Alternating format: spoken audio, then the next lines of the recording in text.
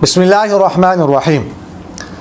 एक साहिब ने सवाल किया है कि अगर इमाम का वज़ू टूट जाए तो पीछे से किसी को नायब कैसे बनाएं, और जिसे नायब बनाना हो उसे पता ना हो कि कितने सजदे हो गए हैं।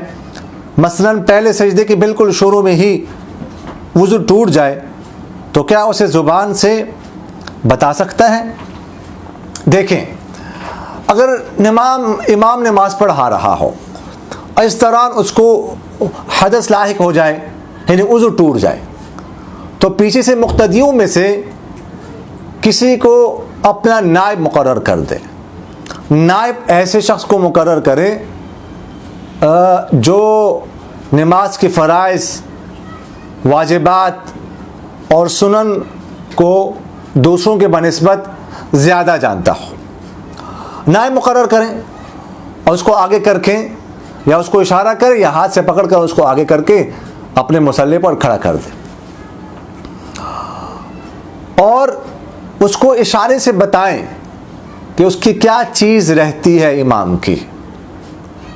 मसलन अगर सजदा रहता हो तो पेशानी पर हाथ रख के बताएं कि सजदा रहता है।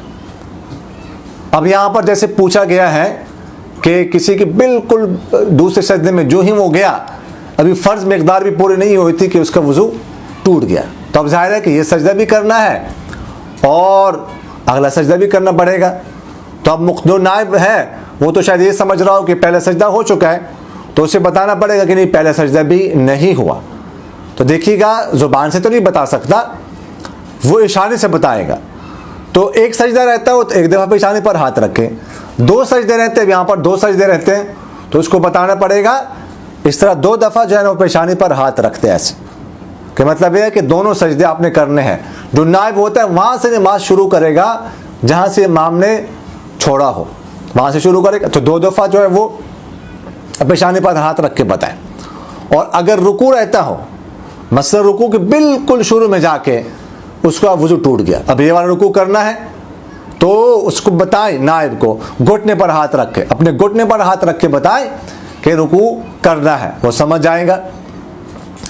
इसी तरह अगर किसी की क़िराअत की फ़र्ज़ या वाजिब मिक़दार रहती हो, ठीक है, तो मुंह पर हाथ रखें, उसे बताएं कि जो है ना वो इतनी फ़र्ज़ मिक़दार या वाजिब मिक़दार रहती है, ताकि वो समझ जाए, आगे से जो है वो क़िराअत शुरू कर दे। बेहतर तो ये अगर वो हाफिज़ वगैरह हो, जहाँ से इमाम ने क़िराअत छोड़ी है वहाँ से जो है वो शुरू कर दे, और अगर वो वहाँ से ना शुरू कर सकते तो किसी और जगह से शुरू करके फ़र्ज़ मिक़दार जो है वो पूरी कर दे।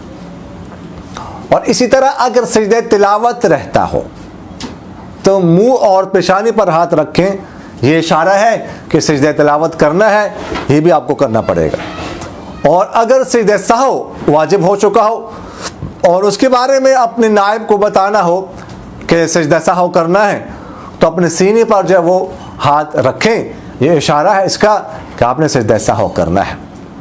ये इशारे ज़रूरत के तहत जो है वो करने चाहिए। लेकिन जाहिर है कि ये इन इशारों से आप उसको समझा सकते हैं जिसको पता हो, जिसके पास इल्म हो। अगर आप इशारों से इमाम नहीं समझा सकता किसी को, या ये है कि मुक़्तदियों में से कोई ऐसा ना हो जो उसका नायब बन सके, कोई नमाज पढ़ा ही नहीं सकता, किसी में अहलियत नहीं है, ठीक है जी, तो फिर ऐसी सूरत में बेहतर ये है कि नमाज तोड़कर इमाम किसी से या इमाम जो है ना वो उनसे कह दे कि मैं अभी वज़ू करके आता हूँ, आप ज़रा इंतज़ार कर लें, जल्दी जो उसी वज़ू करके आ जाए और नई सिरे से दोबारा नमाज पढ़ा दें। या अगर इशारों का किसी को पता ना हो, कोई नमाज तो पढ़ा सकता है लेकिन इशारों से उसको समझा नहीं सकते, तो ऐसी सूरत में नमाज तोड़कर किसी के ज़िम्मे लगा दे कि वो असरनो नमाज पढ़ा दे, दोबारा नमाज पढ़ाए।